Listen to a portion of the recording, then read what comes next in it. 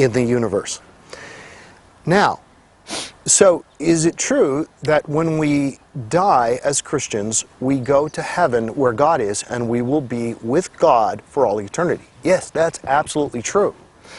Is it true, however, that the place that we go where we die, heaven, will remain in the same location that it is now? That is not true. And here's how we know that. From many passages of Scripture, but Revelation 21 says, in verse 3, says that God will come down from heaven to the new earth, which he will make. Behold, I create new heavens, new earth. It says, God will come down from heaven and he will dwell on the new earth with his people. He will dwell with his people there for all eternity. 3 times in verse 3, it tells us, God will come down and dwell among his people. He'll be their God, they will be his people, and he will dwell with them on the new earth. It's like he's making an emphatic statement. It's like, don't miss this.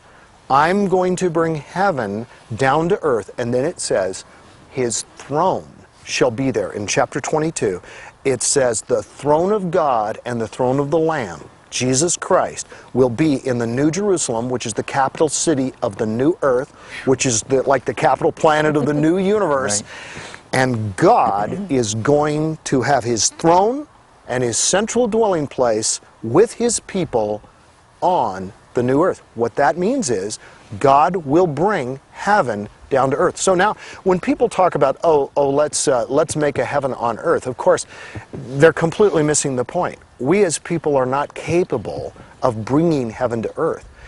But the half-truth is that God's plan is to bring heaven to earth. Ephesians 1:10 says God's plan from eternity past is to unite all things in heaven and all things on earth under the head Jesus Christ, King of kings, Lord of all creation.